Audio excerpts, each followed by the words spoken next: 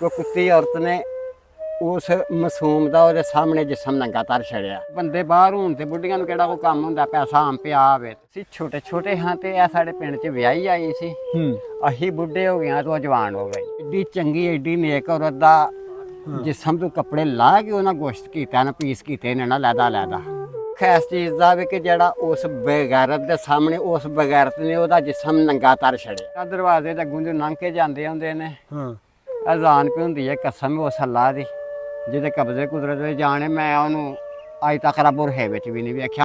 अस्सलाम वालेकुम नाज़रीन, मैं हूं एडी मलिक और एक बार फिर कोटली मरला में इसलिए मौजूद हैं कि आपको वो मनाजर दिखाने थे कि वो कातिल जिसने दरिंदगी की इंतहा कर दी, और उससे भी बढ़कर दरिंदगी की इंतहा किसी और ने नहीं बल्कि ज़ारा की सगी खाला जो रिश्ते में उसकी सास और नंद यास्मीन ने हाथ पाँव पकड़ कर पहले उसको कत्ल किया और फिर उसके बाद जिस्म के टुकड़े कर दिए।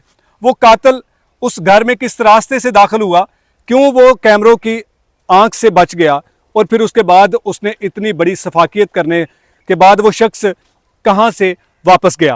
नाज़रीन कराम, हमने आपको वो तमाम मनाजर दिखाए जिस घर में दरिंदगी की इंतहा की गई। फिर उसके बाद ना सिर्फ पाकिस्तानी मीडिया बल्कि इंटरनेशनल मीडिया पर भी इस इशू को हाईलाइट किया गया। उसके बाद हमारी इंतज़ामिया हरकत में आती है और उसके बाद से लेकर अब तक तमाम चैनल्स पर ज़ारा केस पर बात की जा रही है।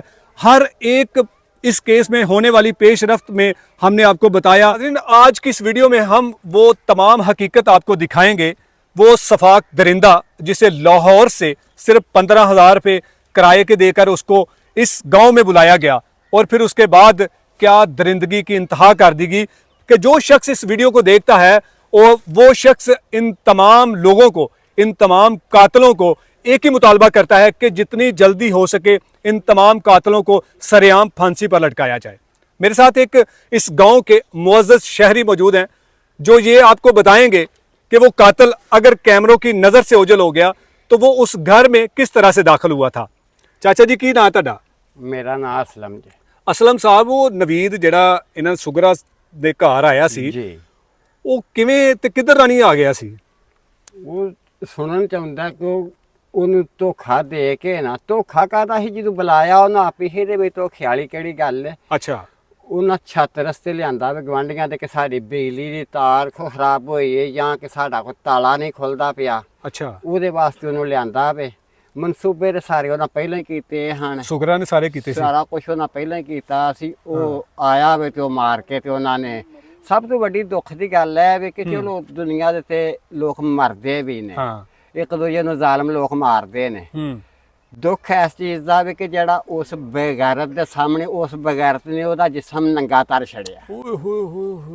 ਸਿਰਫ ਇਸ ਚੀਜ਼ ਦਾ ਸਭ ਤੋਂ ਵੱਡਾ ਦੁੱਖ ਹੈ ਕਿ ਕੁੱਤੀ ਔਰਤ ਨੇ ਉਸ ਮਾਸੂਮ ਦਾ ਉਹਦੇ ਸਾਹਮਣੇ ਜਿਸਮ ਨੰਗਾ ਧਰ ਛੜਿਆ, ਇੱਕ ਗੈਰ ਮਹਿਰਮ ਦੇ ਸਾਹਮਣੇ। ਅੱਛਾ, ਕਤਲ ਉਹਨੂੰ ਕਿਸ ਤਰ੍ਹਾਂ ਕੀਤਾ ਹੋਏਗਾ, ਤੁਹਾਨੂੰ ਕੀ ਲੱਗਦਾ ਹੈਗਾ ਜੀ? ਵੇਖੋ ਅਸੀਂ ਕਿਹੜੇ ਕੋਲ ਹਾਂ, ਜਿਸ ਤਰ੍ਹਾਂ ਵੀ ਉਹਨਾਂ ਕੀਤਾ ਜੀ ਵਹਿਸ਼ੀਪਨ ਨੇ। ਅੱਛਾ, ਉਹ ਘਰ ਕਿਵੇਂ ਦਾਖਲ ਹੋਇਆ ਸੀ? ਘਰ ਸੁਗਰਾਂ ਦਾ ਕਿਹੜਾ ਹੈਗਾ ਜੀ? ਸੁਗਰਾਂ ਦਾ ਘਰ ਹੈ ਵੇ ਇਹ ਜਿਹਨੂੰ ਪਲਸਤਰ ਹੋਇਆ ਜੀ? ਜਿਹੜਾ ਪਲਸਤਰ ਹੋਇਆ। ਅੱਛਾ, ਤੇ ਉਹ ਸੁਗਰਾ ਆਪੀ ਇਸ ਚੀਜ਼ ਦਾ ਕਰਾਰ ਕਰ ਬੈਠੀ ਹੈ ਕਿ ਮੈਂ ਗਵਾਂਢੀਆਂ ਦੇ ਛੱਤ ਰਾ ਉਹਨੂੰ ਲੈ ਕੇ ਆਈ ਹਾਂ। ਨਹੀਂ, ਛੱਤ ਤਾਂ ਨਹੀਂ, ਇੱਧਰ ਤਾਂ ਨਹੀਂ ਉਹ ਚੜਿਆ, ਐਡੀ ਉਚਾਈ ਹੈ, ਕਿਸ ਤਰ੍ਹਾਂ ਉੱਤੇ ਜਾ ਸਕਦਾ ਹੈਗਾ ਜੀ? ਵੇਖੋ ਤੁਹਾਡੇ ਸਾਹਮਣੇ ਐਵੇਂ ਤੁਸੀਂ ਹਿਸਾਬ ਲਾ ਲਓ, ਜੇ ਉਹਨੇ ਕੋਈ ਡਬਲ ਪੌੜੀ ਲਾਈ ਹੋਈ ਤੇ ਫਿਰ ਹੋ ਸਕਦਾ ਉਹਨੇ ਬੰਨ ਲਈ ਹੋਏ ਪੌੜੀ। ਇਹ ਵੀ ਕੋਈ ਬੜੀ ਗੱਲ ਨਹੀਂ ਹੈ, ਤੇ ਅੱਲਾ ਦਾ ਰਸੂਲ ਜਾਣਦਾ ਵੀ ਅਸਾਂ ਕਿਹੜਾ ਉਹਨੂੰ ਕੋਈ ਖਾਣਾ। ਯਾਨੀ ਕਿ ਇਧਰੋਂ ਪੌੜੀ ਲਾ ਕੇ ਚੜਿਆ? ਉਹਨਾਂ ਦੇ ਪਹਿਲੇ ਦਿਨ ਤੇ ਐਸੇ ਗੱਲ ਆਖੀ ਗਈ ਕਿ ਪੌੜੀ ਲਾ ਕੇ ਚੜਿਆ ਆਵੇ। ਅੱਛਾ, ਤੇ ਇਹ ਚੀਜ਼ ਤੁਸੀਂ ਨਜ਼ਰ ਮਾਰ ਲਵੋ ਜਾਂ ਜਿੰਨੇ ਅੱਗੋਂ ਵੇਖਣੀ ਹੈ, ਹਕੂਮਤ ਨੂੰ ਵੀ ਨਜ਼ਰ ਆਉਂਦੀ ਹੈ ਕਿ ਛੱਤ ਬਹੁਤ ਜ਼ਿਆਦਾ ਉੱਚੀ ਹੈ, ਪੌੜੀ ਲਾ ਕੇ ਚੜਨ ਵਾਲਾ ਕੰਮ ਬੜਾ ਔਖਾ ਹੈ। ਅੱਛਾ, ਤੇ ਜਦੋਂ ਪੌੜੀ ਲਾ ਕੇ ਚੜ ਗਿਆ, ਸੁਗਰਾ ਨੇ ਉਹਨੂੰ ਆਪਣੇ ਘਰ ਅੰਦਰ ਬੁਲਾ ਲਿਆ, ਫਿਰ ਉਸ ਤੋਂ ਬਾਅਦ ਤੁਸੀਂ ਕਹਿ ਜੀ ਉਹਨੂੰ ਨੰਗਾ ਕਰ ਦਿੱਤਾ, ਬੇਆਬਰੂ ਕਰ ਦਿੱਤਾ ਇੱਕ ਗੈਰ ਮਹਿਰਮ ਦੇ ਸਾਹਮਣੇ, ਇਹ ਕਿਵੇਂ ਹੋ ਸਕਦਾ ਹੈਗਾ ਜੀ? ਜਦੋਂ ਉਹਦੇ ਕੱਪੜੇ ਵਿਚਾਰੀ ਦੇ ਸਾੜ ਛੜੇ ਨੇ ਜ਼ਾਲਮ ਨੇ, ਤੇ ਉਹ ਜਿਵੇਂ ਇੱਕ ਡੰਗਰ ਦਾ ਗੋਸ਼ਤ ਕੀਤਾ ਜਾਂਦਾ, ਉਹਦਾ ਐਡੀ ਚੰਗੀ ਏਡੀ ਨੇਕ ਔਰਤ ਦਾ ਜਿਸਮ ਤੋਂ ਕੱਪੜੇ ਲਾ ਕੇ ਉਹਨਾਂ ਗੋਸ਼ਤ ਕੀਤਾ ਨਾ, ਪੀਸ ਕੀਤੇ ਨੇ ਨਾ ਲੈਦਾ। ਪਹਿਲੇ ਉਹਨੂੰ ਕੋਈ ਗਲਾ ਦਬਾ ਕੇ ਕੋਈ ਕਿਸ ਤਰ੍ਹਾਂ ਮਾਰਿਆ ਸੀ ਕਿ ਉਹਨੂੰ ਜ਼ਿੰਦਾ ਦੇ ਕੋਈ ਛੁਰੀ ਛਾਰੀ ਉਹਦੇ ਪੇਟ ਦੇ ਵਿੱਚ ਮਾਰ ਕੇ ਉਹਨੂੰ ਕਤਲ ਕੀਤਾ? ਵੇਖੋ ਇਹ ਚੀਜ਼ ਮੈਂ ਨਹੀਂ ਆਖ ਸਕਦਾ, ਇਹ ਉਹ ਜਾਣਦੀ ਤੇ ਜਾਂ ਸਾਡਾ ਅੱਲਾ ਜਾਣਦਾ ਵੇ ਕਿ ਉਹਨੇ ਕੀ ਉਹਦੇ ਨਾਲ ਮਾਜਰਾ ਕੀਤਾ ਤੇ ਕੀ ਨਹੀਂ ਕੀਤਾ। ਹਾਂ। ਇਹ ਤੇ ਗੱਲ ਉਹੀ ਬੰਦਾ ਆਖ ਸਕਦਾ ਨਾ ਪੱਕੀ ਕਿ ਵੀ ਜਿਹਨੇ ਆਪਣੀ ਅੱਖਾਂ ਨਾਲ ਵੇਖਿਆ ਵੀ ਨਹੀਂ ਇੰਜ ਕੀਤਾ ਵੇ। ਤੇ ਇਹ ਸੁਗਰਾ ਸ਼ੁਰੂ ਤੋਂ ਇਸੇ ਘਰ ਤੇ ਇਸੇ ਪਿੰਡ ਦੀ ਰਹਿਣ ਵਾਲੀ ਹੈ ਜਦੋਂ ਦਾ ਵਿਆਹ ਹੋ ਕੇ ਆਇਆ? ਇਹਦਾ ਪਿੰਡ ਦੇ ਪਿੱਛੇ ਕਿਲੇ ਗੁਜਰਾਂ ਵਾਲੇ ਦੇ ਕੋਲ ਕੋ ਖੱਬੇ ਕੀ ਪਿੰਡ ਹੈ। ਅੱਛਾ, ਇਹ ਖੱਬੇ ਕਿਆਂ ਤੂੰ ਆਈ ਹੈ ਵਿਆਹੀ। ਠੀਕ ਹੈ। ਪਹਿਲਾਂ ਇਹਨਾਂ ਦਾ ਘਰ ਹੁੰਦਾ ਸੀ ਉਹ ਮਸਜਿਦ ਦੇ ਪਿੱਛੇ ਐਸੇ ਪਿੰਡ ਦੇ ਵਿੱਚ ਹੀ? ਐਸੇ ਪਿੰਡ ਦੇ ਵਿੱਚ। ਅੱਛਾ, ਬਾਅਦ ਵਿੱਚ ਇਹਨਾਂ ਜਗ੍ਹਾ ਮੁੱਲ ਲੈ ਕੇ ਥਾਂ ਤੇ ਇਹ ਘਰ ਬਣਾਇਆ ਹੈ? ਘਰ ਬਣਾਇਆ ਇਹਨੂੰ ਬਾਅਦ ਚ ਆਈ ਹੈ ਇੱਥੇ। ਅੱਛਾ, ਇਸ ਘਰ ਮਹੱਲੇ ਬਾਅਦ ਦੇ ਵਿੱਚ ਆਈ ਹੈ। ਜੀ। ਤੇ ਕਿਵੇਂ ਦੀ ਔਰਤ ਹੈਗੀ ਸੀ ਇਹ? ਔਰਤ ਤੁਹਾਨੂੰ ਸਾਹਮਣੇ ਸਭ ਕੁਝ ਨਜ਼ਰ ਆਉਂਦਾ ਪਿਆ, ਔਰਤ ਬੁਰੀ ਹੋਈ ਸੀ ਤੇ ਬੁਰਾ ਕੰਮ ਕੀਤਾ ਹੈ ਨਾ। ਨਹੀਂ ਦੇਖੋ, ਸਾਨੂੰ ਤੇ ਇਹ ਵਾਕਿਆ ਹੋਇਆ ਹੈ ਤੇ ਬਜ਼ੁਰਗੋ ਅਸੀਂ ਇਸ ਪਿੰਡ ਦੇ ਵਿੱਚ ਆਏ ਹਾਂ, ਵਰਨਾ ਤੇ ਅਸੀਂ ਕਦੀ ਇਸ ਇਲਾਕੇ ਦੇ ਵਿੱਚ ਨਹੀਂ ਆਏ ਵੀ। ਤੇ ਇਹ ਤੁਹਾਡੇ ਕੋਲ ਇੱਥੇ ਦੇਖੋ ਨਾ, ਹੁਣ ਤੇ ਇਹਦੀ ਉਮਰ ਵੀ ਕੋਈ 55-60 ਸਾਲ ਬਲਕਿ ਜ਼ਿਆਦਾ ਹੀ ਹੋਣੀ ਹੈ। ਬਿਲਕੁਲ 55 ਸਾਲ ਮੇਰੀ ਉਮਰ ਹੈ। ਤੇ ਇਹ ਤੁਹਾਡੇ ਤੋਂ ਵੱਡੀ ਹੋਏਗੀ ਕਿਉਂਕਿ ਇਹਦੀਆਂ ਤੇ ਬੱਚੀਆਂ ਹੁਣ ਸ਼ਾਦੀशुदा ਹੈ ਨਾ। ਅਸੀਂ ਛੋਟੇ ਛੋਟੇ ਹਾਂ ਤੇ ਇਹ ਸਾਡੇ ਪਿੰਡ 'ਚ ਵਿਆਹੀ ਆਈ ਸੀ। ਅਸੀਂ ਬੁੱਢੇ ਹੋ ਗਏ ਹਾਂ ਤੇ ਉਹ ਜਵਾਨ ਹੋ ਗਈ। ਓਹੋ, ਤੇ ਇਹ ਕਦੋਂ ਦੀ ਬੇਵਾ ਹੋਈ ਹੈ? ਕਿੰਨੇ ਸਾਲ ਪਹਿਲੇ ਹੋਈ? ਗਲਬਨ ਕੋ 4 ਸਾਲ ਹੋ ਗਏ ਨੇ, 5। 4-5 ਸਾਲ ਪਹਿਲੇ ਇਹਦਾ ਸ਼ੋਹਰ ਮਰਿਆ। ਜੀ। ਤੇ ਜਿਹੜਾ ਇਹਨਾਂ ਦਾ ਸ਼ੋਹਰ ਸੀ ਮਰਹੂਮ, ਉਹ ਕਿਵੇਂ ਦਾ ਬੰਦਾ ਸੀ? ਉਹ ਬੰਦਾ ਆਂਦਾ ਸੀ ਕਿ ਉਹ ਜਾ ਕੇ ਇਸ ਨਾਲ ਦੇ ਪਿੰਡੋਂ ਵੀ ਉਹਨੂੰ ਆਖੋ ਨਾ ਕਿ ਨਸੀਰ ਮਿਰਜ਼ਾ ਲਾਲਾ ਤੇ ਬਹੁਤਾ ਨਹੀਂ ਤੇ ਅੱਧਾ ਕ ਪਿੰਡ ਉਹਦੀ ਕਸਮ ਦੇਣ ਨੂੰ ਤਿਆਰ ਹੋਵੇ ਦਾ ਕਿ ਇੰਨਾ ਕੁ ਸ਼ਰੀਫ ਆਦਮੀ ਸੀ। ਤੇ ਲੋਕੀ ਕਹਿੰਦੇ ਪਏ ਨੇ ਕੋਈ ਸੁਗਰਾ ਕੋਈ ਜਾਦੂ ਟੂਣਾ ਵੀ ਕਰਦੀ ਸੀ। ਜਾਦੂ ਟੂਣਾ ਤੇ ਸਾਰੀ ਦੁਨੀਆ ਜਾਂਦੀ ਇਹ ਕਰਦੀ ਸੀ, ਮੈਂ ਆਖਾਂ ਜਾਂ ਨਾ ਆਖਾਂ, ਮੇਰੇ ਆਖਣ ਨਾਲ ਕੀ ਉਹਦੇ ਤੇ ਅਸਰ ਪੈਂਦਾ ਵੇ। ਅੱਛਾ। ਅਮਲ ਜੋ ਬੁਰਾ ਵੇ, ਚੰਗਾ ਨਹੀਂ। ਬਿਲਕੁਲ। ਤੇ ਜਿਹੜੀ ਇਹਦੀ ਧੀ ਜਾਸਮੀਨ ਹੈ, ਉਹ ਕਿਵੇਂ ਦੀ ਸੀ? ਉਹ ਆਪਣੀ ਅੰਮਾ ਦੇ ਨਾਲ ਹੀ ਰਹਿੰਦੀ ਸੀ ਜੀ, ਦਿਨ ਵੀ ਤੇ ਰਾਤ ਵੀ। ਜਦੋਂ ਵੇਖਿਆ ਅੰਮਾ ਤੇ ਉਹ ਦੋਵੇਂ ਇਕੱਠੀਆਂ ਹੁੰਦੀਆਂ। ਇੱਕ ਪਿੰਡ ਦੇ ਵਿੱਚ ਹੀ ਵਿਆਹੀਆਂ ਨੇ, ਇਸੇ ਪਿੰਡ ਦੇ ਵਿੱਚ? ਪਿੰਡ 'ਚ ਹੀ ਵਿਆਹੀ। ਤੇ ਫਿਰ ਉਹ ਆਪਣੇ ਸਹੁਰੇ ਨਹੀਂ ਸੀ ਜਾਂਦੀ? ਸਹੁਰੇ ਪਿੰਡ ਵਿੱਚ ਹਨ ਉਹ ਆਦਮੀ ਉਹਦਾ ਜਿਹੜਾ ਉਹ ਇਟਲੀ ਹੁੰਦਾ ਆਵੇ। ਅੱਛਾ। ਯਾਸਮੀਨ ਦਾ। ਤੇ ਜਦੋਂ ਬੰਦੇ ਬਾਹਰ ਹੋਣ ਤੇ ਬੁੱਢੀਆਂ ਨੂੰ ਕਿਹੜਾ ਕੋਈ ਕੰਮ ਹੁੰਦਾ, ਪੈਸਾ ਆਮ ਪਿਆ ਆਵੇ। ਹਾਂ। ਅੱਛਾ ਚਾਚਾ ਜੀ, ਇੱਕੋ ਨੌਂ ਸੀ ਇਹਨਾਂ ਦੀ ਤੇ ਆਪਣੀ ਨਾਲੇ ਭੈਣ ਦੀ ਧੀ ਇਹਨੇ ਲਿਆਂਦੀ ਸੀ, ਤੇ ਫਿਰ ਉਹਦੇ ਨਾਲ ਉਹਨੂੰ ਇਸ ਤਰ੍ਹਾਂ ਦੀ ਮੌਤ ਤੇ ਉਹਨੂੰ ਇਸ ਤਰ੍ਹਾਂ ਕਤਲ ਕਰਨਾ, ਉਹਦਾ ਤੁਸੀਂ ਸਮਝਦੇ ਹੋ ਕਿ ਉਹਨੇ ਕੋਈ ਇੰਜ ਦਾ ਕੋਈ ਜੁਰਮ ਕੀਤਾ ਸੀ ਜਾਂ ਕੋਈ ਇਸ ਤਰ੍ਹਾਂ ਦਾ ਉਹਦਾ ਕੋਈ ਕਸੂਰ ਸੀ? ਸਾਡੀ ਨਜ਼ਰ ਵਿੱਚ ਤੇ ਜੀ ਕੋਈ ਕਸੂਰ ਨਹੀਂ ਸੀ। ਤੇ ਕਸੂਰ ਤੋਂ ਉਦੋਂ ਪਤਾ ਲੱਗਦੇ ਨੇ ਜੀ, ਇੱਕ ਜਿਹੜਾ ਜੀ ਕੋ ਬਾਹਰ ਨਿਕਲਦਾ ਹੋਵੇ ਕਿਸੇ ਨੂੰ, ਉਹ ਆਪਣੇ ਕੋ ਦਿਲ ਦਾ ਦੁੱਖ ਸੁਣਾਵੇ। ਉਹਦਾ ਤੇ ਪਤਾ ਵੀ ਜਿਹੜਾ ਇੱਕ ਬੱਚਾ ਘਰੋਂ ਹੀ ਨਹੀਂ ਬਾਹਰ ਨਿਕਲਿਆ ਤੇ ਉਹਦਾ ਕੀ ਪਤਾ ਵੇ ਅੰਦਰ ਉਹਨਾਂ ਦਾ ਮਾਮਲੇ ਕਿਵੇਂ ਦੇ ਨੇ। ਜ਼ਾਰਾ ਨੂੰ ਤੁਸੀਂ ਕਦੀ ਨਹੀਂ ਬਾਹਰ ਕੋਈ ਆਂਦੇ ਜਾਂਦੇ, ਕੋਈ ਬਾਜ਼ਾਰ ਕੋਈ ਚੀਜ਼ ਲੈਣ ਜਾਂਦੇ ਆ? ਮੈਂ ਜੀ ਇਹ ਮੇਰਾ ਦਰਵਾਜ਼ੇ ਦੇ ਅੱਗੋਂ ਦੇ ਲੰਘ ਕੇ ਜਾਂਦੇ ਹੁੰਦੇ ਨੇ। ਅਜ਼ਾਨ ਪਈ ਹੁੰਦੀ ਹੈ, ਕਸਮ ਉਸ ਅੱਲਾ ਦੀ ਜਿਹਦੇ ਕਬਜ਼ੇ ਕੁਦਰਤ ਵਿੱਚ ਜਾਣੇ, ਮੈਂ ਉਹਨੂੰ ਅੱਜ ਤੱਕ ਰੱਬ ਹੈ ਵਿੱਚ ਵੀ ਨਹੀਂ ਵੇਖਿਆ, ਮੈਂ ਉਹਨੂੰ ਵੇਖਿਆ ਹੀ ਨਹੀਂ।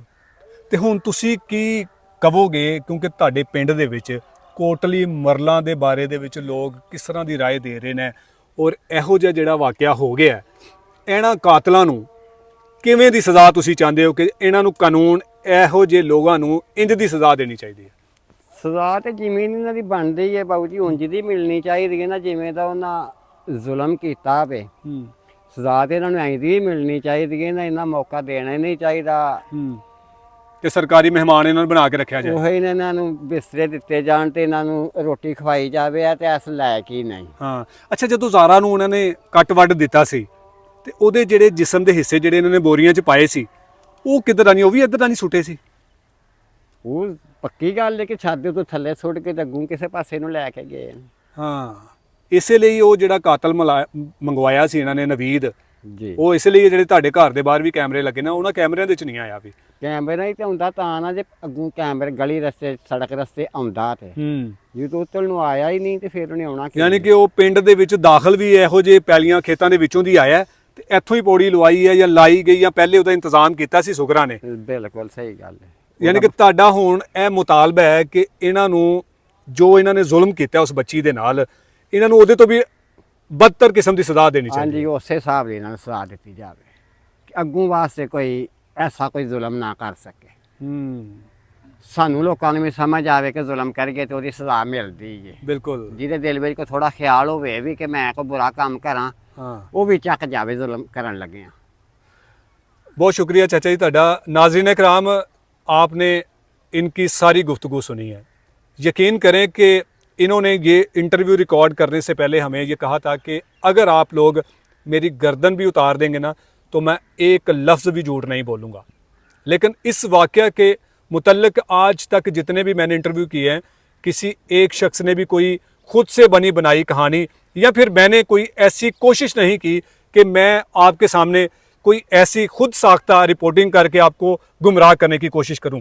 दूसरी बार इस गांव में आने का मकसद सिर्फ ये था, क्योंकि जब मैं पहली बार आया था तो उस वक़्त टाइम बहुत कम था, क्योंकि ये वाक़या कुछ ही घंटे पहले हुआ था और इन मुल्ज़मान को गिरफ़्तार किया गया था। उसके बाद पूरा मीडिया इस गांव में आया, तमाम मीडिया ने इस केस को रिपोर्ट किया, लेकिन किसी की भी तवज्जो इस रास्ते पर नहीं गई। जिसने भी ये कोशिश नहीं की कि वो शख्स, वो कातिल, वो दरिंदा जो लाहौर से तकरीबन 150 किलोमीटर का सफ़र तय करके आया और वो किसी भी कैमरे में नज़र नहीं आया, उसके पीछे क्या बड़ी वजह थी। ये खातून सुगरा जो मकतूला की सगी खाला थी, लेकिन उसे अपनी बेटी, उसे अपनी बहू से इस कदर हसद नफ़रत हो चुकी थी कि उसने उसको इस तरह की दर्दनाक मौत से दोचार किया। शायद उसने ख़ुद को बचाने के लिए चीखो पुकार भी किया हो, लेकिन किसी के कानों में वो आवाज़ पहुंची ना हो। शायद उस बच्ची के साथ जिस तरह से इन बाबा जी ने बताया कि उसको बेआबरू कर दिया, उसके कपड़े उतार दिए, उसके जिस्म पर जो कपड़े थे उन कपड़ों को आग लगाकर जला दिया। उससे पहले उस कातल, उस वहशी दरिंदे ने न जाने उस बच्ची के साथ क्या जुल्म किया होगा। इस गांव में कुछ और लोग भी मौजूद हैं, हम उनसे भी आपकी मुलाकात करवाएंगे।